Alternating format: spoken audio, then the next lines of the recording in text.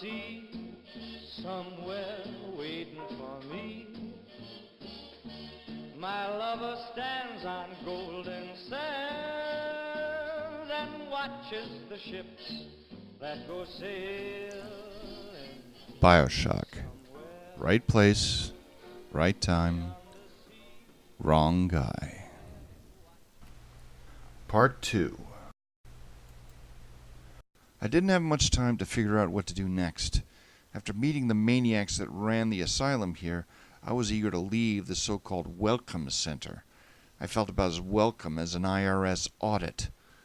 I crept through the Welcome Center to the entrance of the metro, scared that every shadow held an armed psychopath lurking inside, ready to disembowel me like that poor joker at the docks.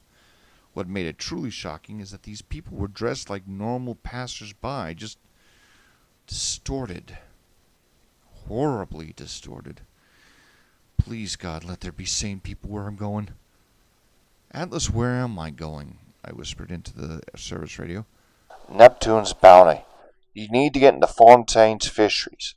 Hidden there is a secret submarine dock. I'll meet you there with my family, and we'll all get out of here. I wanted to ask him why he and his family didn't leave before I arrived here, but I had a feeling any uncomfortable questions would result in him withdrawing his help. Worse yet, he might decide to use me as a decoy while he and his family made it to safety. Even so, I wasn't sure that wasn't his plan already. All right, coming up on the entrance. I hefted the pistol from the baby carriage. I'm 20 yards. A gate slid shut over the entrance, and something was emerging from the floor behind the gate. It looks like some kind of dispenser on a chair. Holy! All coherent thought from that point on went away, replaced by gut instinct. I backpedaled just in time to see a gout of flame come from the improvised turret in front of me. A second or two of delay, I would have been barbecued in my own juices. As I looked for something that might turn it off, red lights started flashing and alarms started blaring. It's Ryan. Goddamn Andrew Ryan. He's found us. Damn it. He shut off all access to Neptune. Wait, there's another way to get there. Head to medical. What are you waiting for? Go! I had no choice but to turn the opposite direction, heading for the medical pavilion. As I did, I caught sight of a banner hung to my right with the words, "Altruism is the root of all wickedness," emblazoned in gold. Great. Nice to know when everyone decided to go crazy. Crazy was in walking distance. I ran through the only way out, heading to a pressure door, and turned the wheel that would allow me to escape. Except it wouldn't turn. Oh, Atlas, I'm twisting in the wind here. You're trapped. Goddard tried to override the exit from here. I looked around, suddenly feeling very alone. The lights went out for a few moments, and then the lights came back on. Only the source was a large TV screen showing a message in black and white, saying, "Please stand by." It vanished a short time later, replaced by a picture of a man's face, partially obscured by the brim of his hat. "So," a voice boomed from the loudspeakers, "tell me, friend, which one of the bitches sent you? Was it the KGB Wolf or the CIA Jackal? Here's the news. Rapture isn't some sunken ship for you to plunder, and Andrew Ryan isn't some giddy socialite who can be slapped around by government muscle." I was about to ask him what about me implied that I was anybody's muscle when I heard the sounds of groaning and voices somewhere I couldn't see. Rapture's residents were all around me, though I couldn't see them, but what I heard of them made my skin crawl. Ryan continued on. "And with that, farewell, or das vidanya, whichever you prefer." The screen went back to the standby page. I took a breath and heard people yelling, screaming. They pushed up against the reinforced window around the chamber I was in, beating on it with their fists and pipes. It sounded like there were dozens of them out there. A few hundred. And the reinforced window was starting to crack and give way. Just when I was starting to wonder how quickly it would be over, the wheel on the door behind me spun as the door opened. I got it! Get out of there! Get out now! He didn't need to tell me twice. I ran through the door, closing it behind me, then opened the door on the other side. I was in some kind of airlock. As the door on the other side opened, I saw a tunnel made of clear material. Looked like the same kind of thick, clear plastic that they saw in the previous tunnel. At that moment, I didn't care. I ran as if the devil and his legions were hot on my trail, which wasn't far from the truth. As I ran, I heard Atlas telling me, And now you've met Andrew Ryan, the bloody king of Rapture. Yeah, bloody was the word for it. Now find your way to a place called Emergency Access. I wanted to tell him that I understood, that I figured out there must have been some other way to get into where I needed to go. Only problem was, I wasn't sure how much he wanted or didn't want me to know. So until opportunity presents itself, best to sound dumb and look lucky.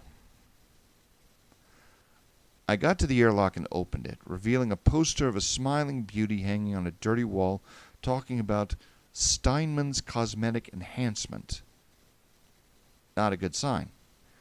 There was other furniture in the foyer, all dirty, ragged in some places, but when I turned right, I saw a large sign that read Medical Pavilion in glowing neon, a popular method of promotion around here. Hanging crooked. Great. Instead of Dr. Kildare, I was trapped down here with Dr. Killpatient. The adrenaline was still pumping through my system, but I knew enough about biology to know that at one point I'd run out and my body would make me pay for all this excitement and running around. I had to find a safe place to rest, or I wouldn't need to worry about the splicers killing me. The fear of them would be enough. I raised my left hand, seeing blue lightning literally coursing through my veins. And there was this little chestnut. This would certainly help for the short term. What about the long term? Looking around Rapture was giving me the horrible feeling I was already seeing the long-term effects. I suddenly heard a female voice, and I spun around looking for another attack, but it was an announcer, the PA system. The parasite hates three things: free markets, free will, and free men. Man, but they lay it on thick here. I moved forward, then saw a doctor and a nurse come out on a balcony overlooking the foyer. The nurse was packing a pistol, and the doc had traded in his scalpel for a pipe. They turned, saw me, and for a brief moment, nobody moved.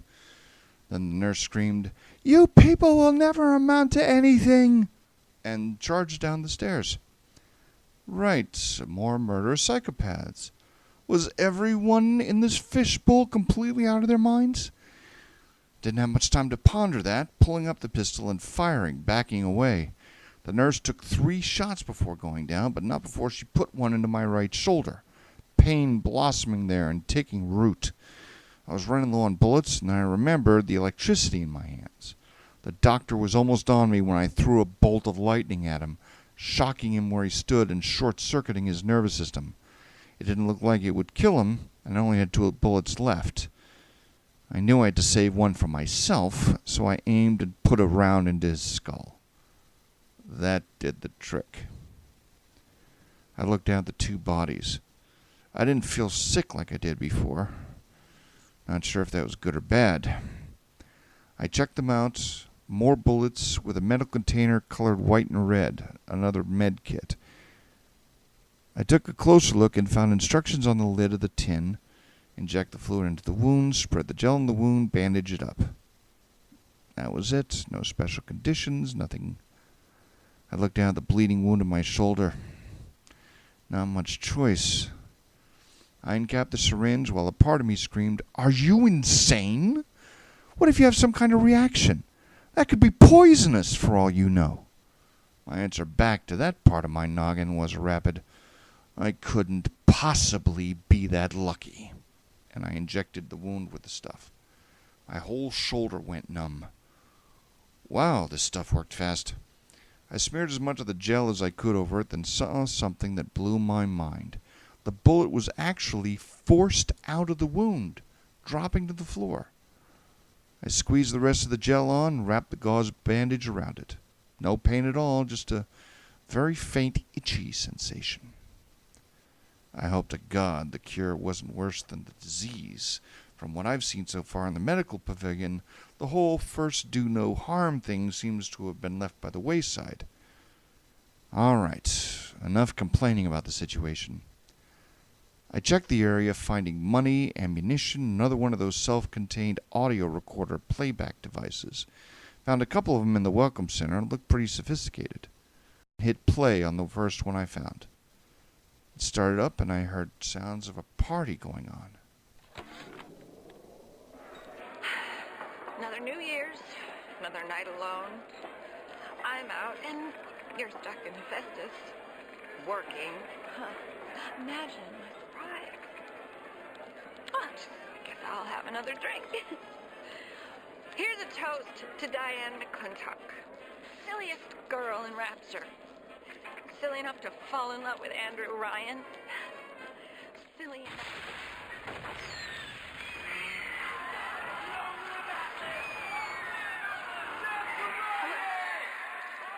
What happened? I'm bleeding. Oh God. What's happening? The audio stopped. I sat there, and my shoulder wasn't the only thing that was numb. The damaged signs, the mask that the splicers were wearing. It all started on New Year's Eve, 1959. I played the next one, some bull about a damaged wall. The one I just picked up was from the same person, Diane. Dr. Steinman said he'd release me today. Ryan didn't come to see me since the New Year's attack, not once. But Dr. Steinman was very attentive. He told me that once the scar tissue was gone, he was going to fix me right up, make me prettier than any girl I've ever seen. He's sweet, all right. And so interested in my case. Hope. Even down here. Diane had the right idea, all right, and I wasn't about to forget it any time soon. I'll defend myself from people trying to kill me. If they wanted a war, well, then I was going to give them one. That sounded so much better in my head before I realized that I was horribly outmanned and outgunned. I got up, reloaded, and decided to do some more exploring.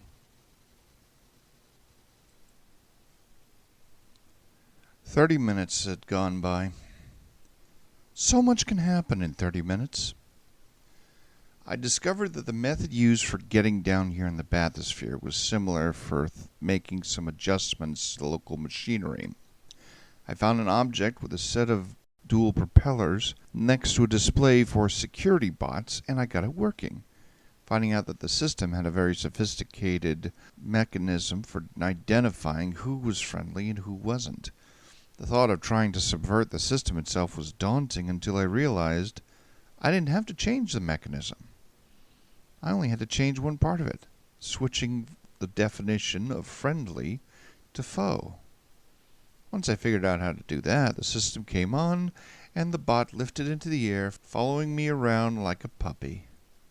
A heavily armed puppy. I found one of those turrets, then considered how to even get close to it without being shot. The solution was literally in the palm of my hand. After zapping it with Electrobolt, I ran up to it to examine it. It was resetting itself, so I didn't have a lot of time. However, I did have a lot of practice. I switched it over and the red light at the top turned green. Now it just cycled back and forth. I found another one, then a couple of the cameras, and doing the same thing to them. 10 minutes of work and patience, and I could finally breathe. Anyone trying to sneak up on me or trying to wish me harm was going to find out how it felt to be on the wrong end of a firing squad. Well, it was nice while it lasted. Just when I thought I was going to be able to make it through this without further issue, I found out that any attempt to get out of this particular wing of this loony bin required one tiny little item. The key to this particular district. Turned out the way out required the key of one Dr. J. S. Steinman, the head of the medical pavilion. And based on what Atlas informed me about him, the good doctor ain't that good no more. In fact, Atlas warned me that Steinman might be the biggest loony in this bin. He's the one who runs this place, but I don't expect him to hand it to you out of the milk of human kindness. Steinman ain't that kind, and frankly, I'm not even sure he's still human. Any good news you can provide? Well, boyo, there's ways and then there's ways. I can direct you to a couple of new plasmids that'll make things easier for you. Incinerate and telekinesis. Let me guess. Throw fireballs and move things with my mind. Miracles of Adam, friend.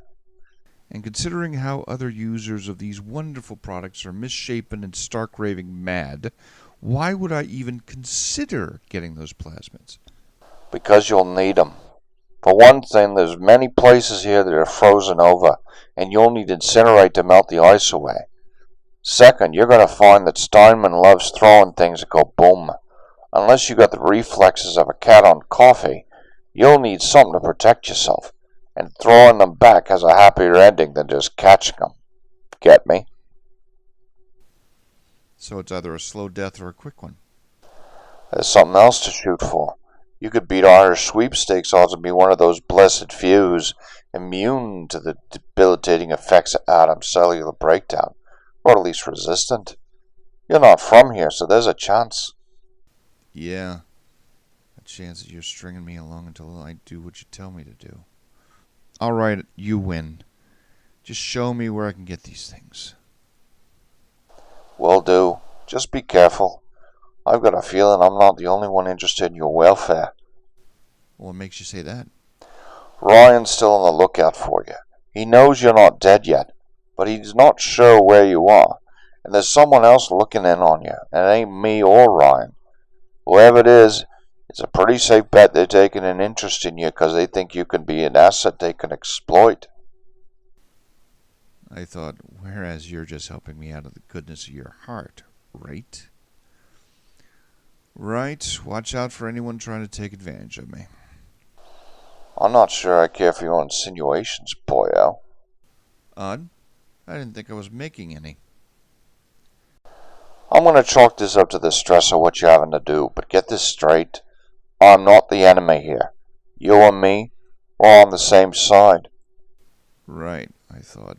Like pawns and kings. Sorry, it's just that 24 hours ago all of this would have been science fiction to me, like something Ray Bradbury would write. Now, not only am I living it, but it's trying to kill me. He waited just the right amount of time to say, You're right. I know I'm putting a lot on you. I've spent years dealing with this, but it's your first day. It's hard to remember what things were like before I came to Rapture. then let's just say we've said our mea culpas and get out of here. That's it. Let him think I'm giving him an out. Agreed, boyo. Now the first thing you need to do is get the incinerate. Actually, the first thing I need to do is get to a lab. What for? You're saying I need incinerate in order to use heat to get past obstacles. Well, before I start untwisting my genetic code again, I want to make sure there isn't another way to do it. I looked around. With all these pipes and other fittings, there has to be a machine shop around here somewhere. And machine shops come with acetylene torches. And what are you going to do about Steinman? What I have to. But before I start loading up on things that can make my skin melt off, I'm going to use what I already have. The machine shop was further on, and as it turned out, was close to some of the other medical labs on this level, giving me ample supplies to make an improvised flamethrower. I added some wiring to a hand grip so I could use the electricity I now wielded to cause an ignition spark. After a brief test or two while I adjusted the heat output, I pronounced my new weapon a success. In addition to a modified Tommy gun, I also found some new types of ammunition, armor-piercing, and anti-personnel rounds. These guys had a regular arms race going on. Thus armed, I set about my task. It made sense that I would need to get better equipped soon. Only the sick, the truly sick, would be trapped in here with the mad doctor. So it made sense that things would get tougher once I left this district. Having better weapons would come in handy all right. Normal bullets were starting to lose their effectiveness against these splicers. I also found containers of what seemed to be called gene tonics, which, if acted as advertised in the bottles, provided different boosts to mind and body. I took 'em, but I didn't use 'em. I may have been desperate, but I'm not that desperate. Yet I explored the rest of the pavilion, finding more of the same. Crazed splicers with no sense of tactics, looking around and charging me as soon as they saw me, even leaping through the air to try and get at me. With my new weaponry, taking them out was getting easier, both physically and emotionally. Some of them even died looking at me with grateful expressions on their faces. Some of them, however, were really sneaky. I came to one area near a dental office and saw a shotgun with a dead splicer right out in the middle of the floor. Even the lights in the room were angled to focus on that location. I just knew as soon as I picked it up I was going to find myself in the middle of a meat grinder. So I looked around and found my answer, an area of hallway that was flooded. I looked around, faced the hallway, and picked up the shotgun. As expected, the lights went out. I ran to the hallway, splashed through until I reached a sofa, then climbed up on it as high as I could go. Then I waited. Sure enough, I heard yelling as a group of splicers chased after me. I waited until I heard splashing, and then threw lightning at the water until their voices went away. I ignored the nagging feelings in my head about how good it felt to take them out, or the disgust at having to loot their corpses for supplies. I couldn't afford to let it get to me. Not here. This was no place to lose it, not out here in the open, especially after finding more audio voxes and hearing how Dr. Steinman was going completely around the bend, ranting about Aphrodite and spouting off about how beauty was no longer an option, but a mandatory right thanks to Adam. I'm about to have to get a key from a complete psycho. My life was officially in the crapper, just waiting for someone to flush.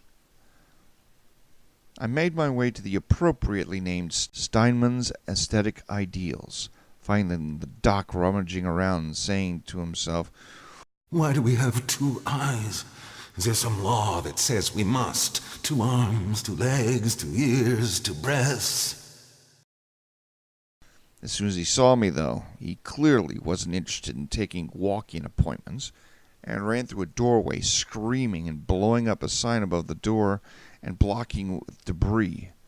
Before I could even fathom this, another doctor came out on a balcony overlooking the entrance to Steinman's sanctum, trying to perform some reconstructive surgery on me with explosives. As I hid behind a concrete wall, I heard Atlas say, Still think you can do this without telekinesis? "I'm sorry," I said with what I hoped was a sarcastic tone, "but Mark isn't here right now. But if you'd like to leave a message, just wait for the damn beep." Well, if you've got a better idea, now would be a good time, innit? "I'm thinking." I looked down the hallway, seeing the discarded medical equipment, the gurney, the wheelchair, I smiled as my eyes fell upon the solution. "I've got an idea." Then I moved, put a round of anti-personnel ammo into the Dr. Warren spawn up there, and dropped him like a bad habit. I went to the hallway I used to get here and looked for what I needed. Thankfully, I didn't have to go far.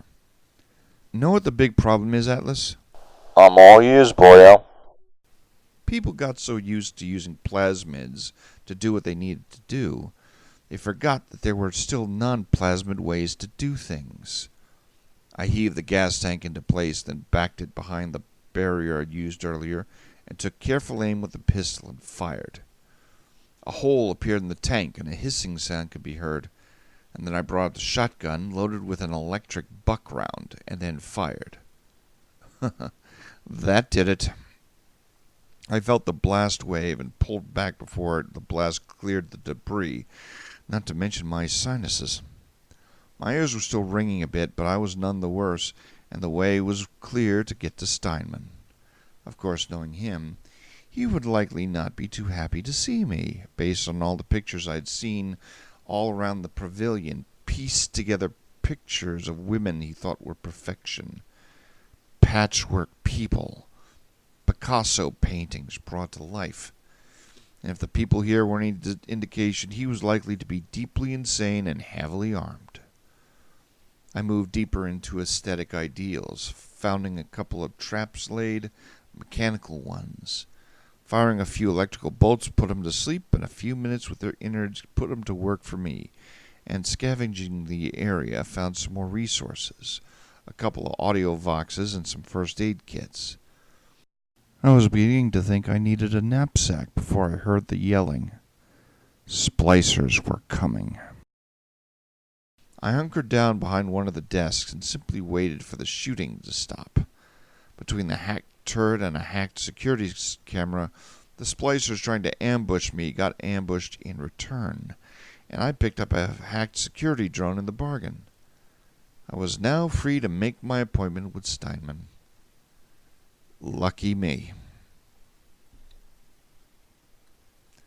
As soon as I entered his personal home, I could hear him ranting as he worked on a female splicer lying on an operating table. I watched from the observation chamber, took one look at what he was doing to her, and almost threw up again. What can I do with this one, Aphrodite? She won't stay still! I want to make them beautiful, but they always turn out wrong! That one, too fat! This one, too tall! This one, too symmetrical! And now, what's this goddess? An intruder! He's ugly! Ugly! Ugly! Ugly! Stupid, stupid, stupid. I took cover as the bot recognized Steinman as a threat and went out after him. Judging from the amount of damage he could soak up, that bot wasn't going to do the trick. Okay, think, damn it, think. First step, find your assets. I took a deep breath and then ran out and skirted around the sides as Steinman and my bot fought it out. The bot was already spewing smoke and flame from one side, so I didn't have a lot of time left. More gas tanks, spilled fluids, both blood and oil, a safe and a health station, an area flooded with frigid water. Okay, I had a plan. Wasn't a great plan. After I made my preparations, I looked around and listened. No more gunfire. Maybe my bot had taken Steinman out. And that's when the bullet hit me in the side, like someone shoving a red-hot poker between my ribs. Only the cold of the water I was standing in numbed my body so I didn't pass out from the pain. Through the haze, I could hear Steinman yelling at me. I'm not finished! Not finished! I turned and ran in the opposite direction, climbing the steps out of the water, then turned and let him have it with some handheld lightning. Do not pass out. Do not pass out. Pass out and you're next on the operating table. He turned back, heading for the health station and activating it to heal himself back up. What he got was a cloud full of poison smacking him in the face. I took a lot more satisfaction than I probably should have watching him fall, then limped into the hacked health station myself to use it. It bathed me in a cloud of vapor, and I breathed it in, feeling the chemical compounds rejuvenate and heal my body completely. And there were actually people that wondered how much use I'd get out of my engineering degrees. If I survived this, I'd be able to say that these skills literally saved my life. I searched Steinman and found empty medical kits, some anti-personnel ammo, and his key. Atlas, I got it. I got his key. You killed him? Well, boyo, I'm officially impressed. It was time somebody took care of that sick bastard. Head to emergency access. I'm working my way to the backside of Port Neptune myself. We'll get there soon enough. I nodded, then walked back over to check on the woman on the table. She was dead, thank God. After what he did to her, death was probably a mercy. I found something else on her, a recording. My morbid curiosity was acting up, and I played it. 4-0 silk, and down. The nose looks terrific, Dr. Steinman. Doctor? You know, looking at it now, I didn't realize how much her face sags. Scalpel? Excuse me? Scalpel. Doctor, she's not booked for a facelift. Let's just come in here and... Doctor, stop cutting. Doctor, stop cutting. Get me the chief of surgery. Get me the chief of surgery now! I stood there, stunned. I have to get out of this godforsaken place. But first, I wanted to meet this Andrew Ryan and kick his balls so far up into his head he'll be able to hear himself making sperm. I made my way back after finding more splicers that had come to kill me, only to find themselves stuck between a turret and a hard place. I checked them for supplies and headed back down the hall and found it had become a crude wall instead. Tunnel collapse. Atlas explained. Welcome to Rapture, the world's fastest growing pile of junk. I found another tunnel, but I didn't know how many more surprises I'll be able to take. I jerked back, saying, "Gah!" or something equally intelligent as one of those big daddies flew through the glass wall of the corridor in front of me. From the look of it, for once, he was on the receiving end. I moved closer, then entered the room, seeing a splicer going after one of those weird little girls. It's a little one. Now's your chance to get some at him. I ignored Atlas, moving closer. As I got a closer look at her, I felt a stab in my heart as I realized what she was. Someone's child warped into this thing. As the splicer got closer to her, I raised my pistol, but then I heard gunshots as someone put two into the splicer's head. I looked up to see a woman, tall, thin, with slightly straggly hair. "Stay away from her!" she commanded, leveling the gun at me. "Or it will be you who will be shot next." Easy now, Doctor. He's just looking for a wee bit of Adam, just enough to get by. Looks like I'm not the only person Atlas can talk to, and she obviously knows who he is. "I'll not have him hurt my little ones," she said, that same voice of command. It took me a few to recognize it. The sound of Mama Bear protecting her cubs. It's okay, lad. That's not a child. Not anymore, it ain't. Dr. Tenenbaum saw to that. I turned to look at the little sister. She was backing away from me, scared out of her mind. Probably didn't see me any differently than the splicer that wanted to cut her open. "Bitte, do not hurt her. Have you no heart?" she pleaded. Aye, that's a pretty sermon coming from the ghoul who cooked up them creatures in the first place. Took fine little girls and turned them into that, didn't you? Listen to me, boyo. You won't survive without the atom those things are carrying. Are you prepared to trade your life, the lives of my wife and child, for Tenenbaum's little Frankensteins? As Atlas went on and on, I walked closer to the little sister. She had Adam, and that was the currency of this place. She was helpless, vulnerable. All I had to do to get it was rip some disgusting slug out of a little girl's body. No, I am not that person. I am not that monster. I turned back to Dr. Tenenbaum. Can you change them back? "There is another way." She nodded. She threw me a tonic jar with a glowing red substance within it. I caught it on the fly and looked at it, then up at Dr. Tenenbaum. "Use that, and it will free them from their torment. I will make it worth your while somehow." How does it work? "Your skin will secrete a substance that, when it makes contact with one of my little ones, will excise the slug within her. When she coughs it up, you can take what atom you can. It will not be as much as you could have." To hell with the atom! Will the girl be all right? Dr. Tenenbaum stared at me as if I was suddenly shat an elephant. "She will recover," she said after a moment. I popped the top and drank every drop. It burned going down, and it felt like I was going to throw it back up, but anything was better than the alternative. After I was sure I wasn't going to puke up something that would try to make a break for freedom, I walked over to the girl and reached for her. She pulled away from me, whimpering and crying. Finally, I made a grab for her, lifting her up. She still struggled, pushing me away, and I put my hand on her cheek. Her skin began to glow, veins of light traveling from where my hand touched her. Then there was a flash. I blinked, and there was a sound of something wet hitting the floor. My vision cleared as I heard a voice, one that wasn't sounding alien. Thank you. She was still wearing her dirty dress, barefoot, but her skin was normal, and she had brown eyes. She was beautiful. I nearly wept when I saw her. For once, something happened in this wretched place that wasn't horrifying. I watched as she ran for the vent, climbing up and inside.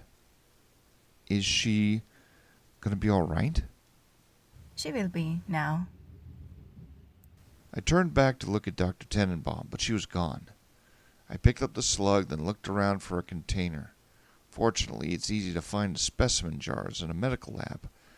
After squeezing the atom out of that thing like a tube of toothpaste and tossing it away, I headed for emergency access, hoping that I could at least get to Fontaine's fisheries without too much excitement. I should really stop doing that, asking for things I can't get. What is your name? I picked up the radio. I'm nobody. Shades of Ulysses. I allowed myself a small smile. Not that big a stretch. I'm on a voyage between devils and the deep blue sea. I kept it light since it was clear Atlas could tune in on me. I'm just someone dumb enough to try to get someplace I shouldn't have gone. All things considered, I think I probably would have preferred dying of exposure on a deserted island out in the middle of the ocean. I do not think this is coincidence. Yeah, I'm with Einstein on that one. Universe doesn't strike me as being that lazy. I need your help. The line for that forms at the left. You are bitter. Really? I checked the corridors ahead. Am I that transparent? Look, Doc, I don't know if you've figured it out yet, but I am no soldier. I'm not a professional killer, or hitman, or spy, or anything that Ryan accuses me of. I am not cut out for this. Perhaps. But while you are not many things, what you are is important.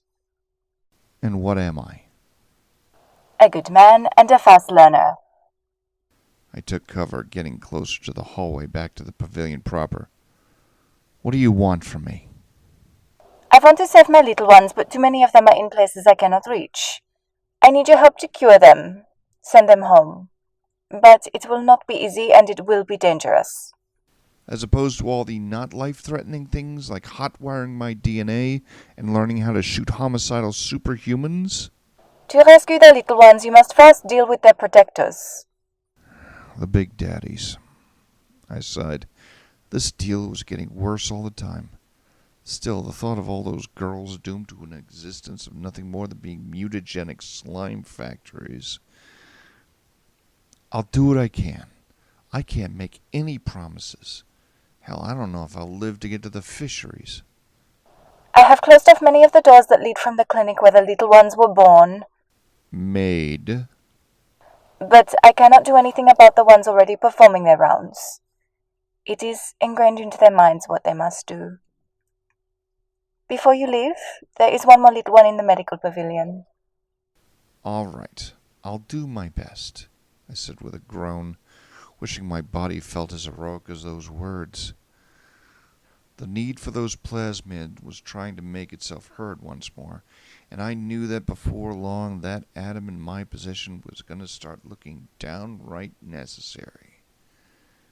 I had to figure out another way. I wish I could say I came up with a plan before I ran into the Big Daddy with his ward at the medical pavilion. With all the things I was wishing at this point, hey, what's one more? And the problem was, he was looking pretty intimidating. Figured that Ryan wouldn't keep using these things if they weren't cost-effective, so I couldn't underestimate it. So I kept an eye at it. Fortunately, the hacked turrets and cameras made for a bumper crop of bodies, and that meant I could use it to lead the girl where I wanted her to go, which meant that I could lead him. A drawn-out fight was out of the question. I'd be Hamburger, and the time it would take me to say bad idea.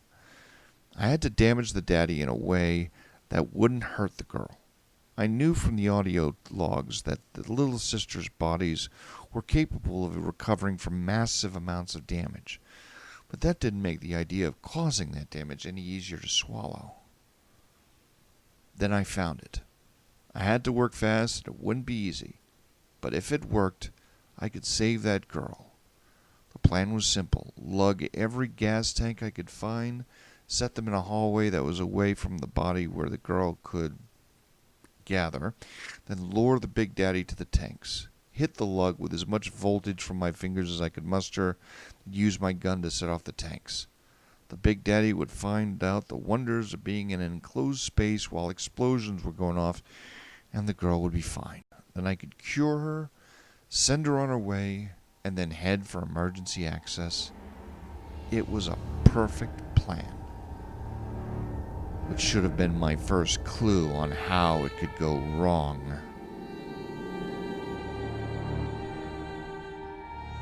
To be continued in part 3.